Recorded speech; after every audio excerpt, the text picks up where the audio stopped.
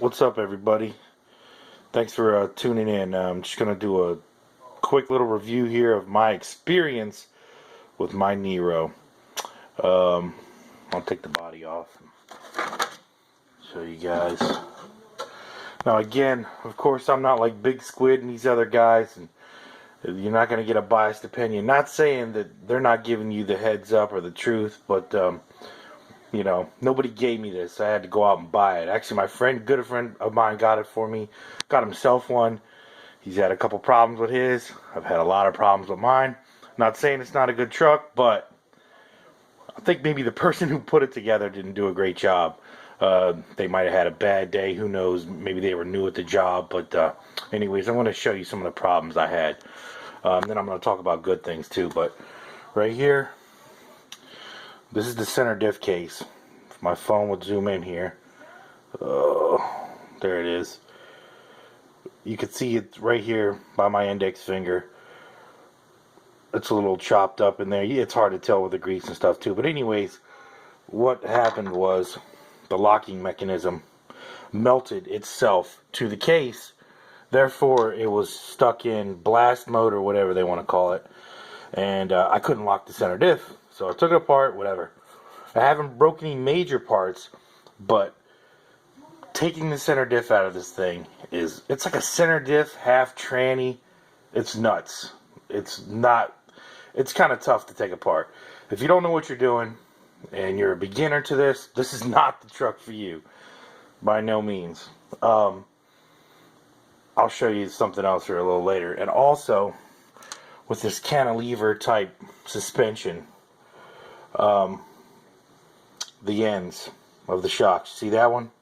Bent. Broken.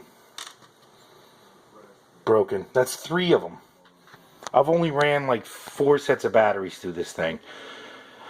Now granted, I'm running this thing really hard though. I'm jumping it, I'm airing it out, but I expect more of it.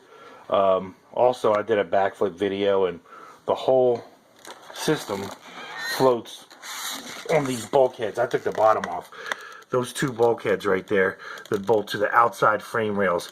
Well, that whole center diff, that's a center diff, but it also has a spur.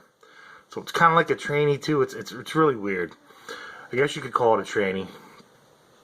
Anyways, that whole thing slides with, you see the axles going in? That whole black piece moves up and down for the pinion or spur mesh. Okay? That came loose when I was doing my backflips.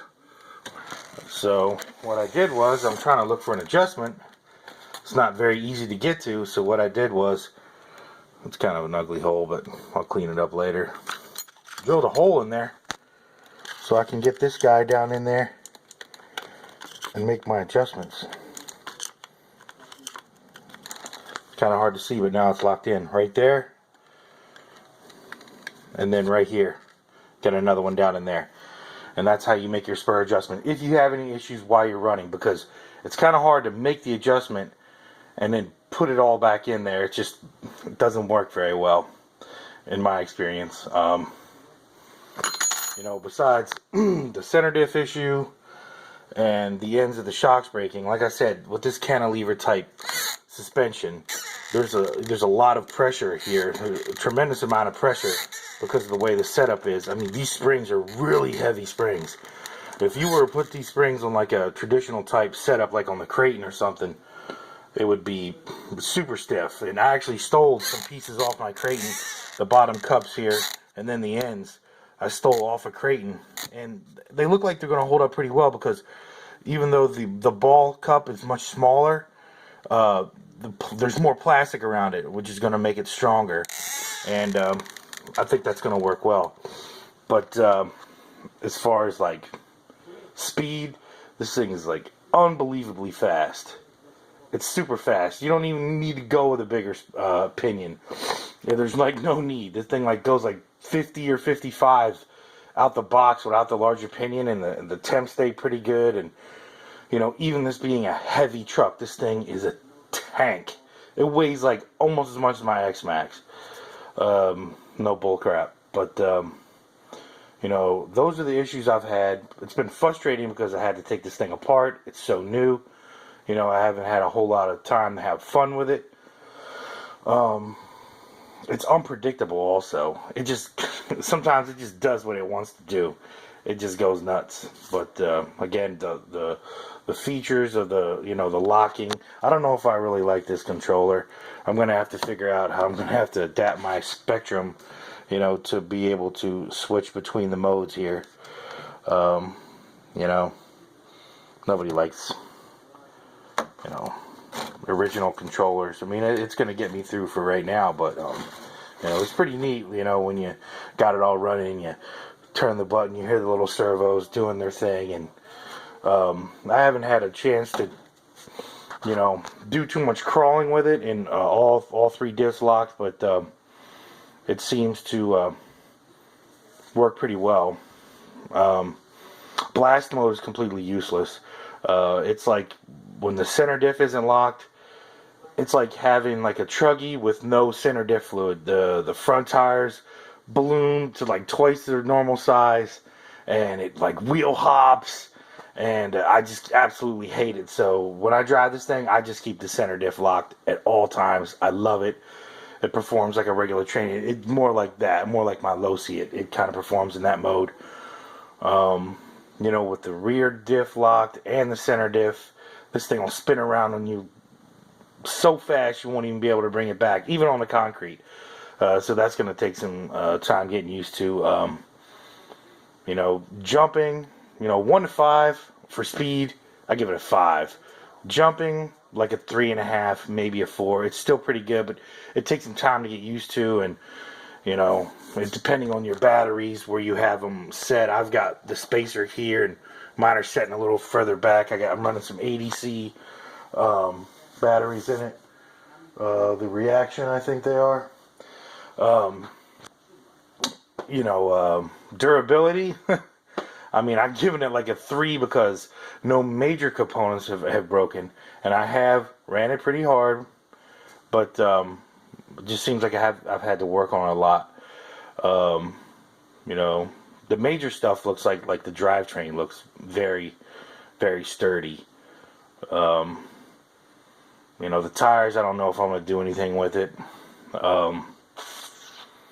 You know, as far as like working on it and getting things apart and ease, I haven't. From what I hear, the front and center diff is fairly easy to take apart. I don't know if you guys remember like the Savage in the early days. It was really, really, really difficult to get the diffs out. It's nothing like that, but the center diff is a mother. That really sucks. Bad.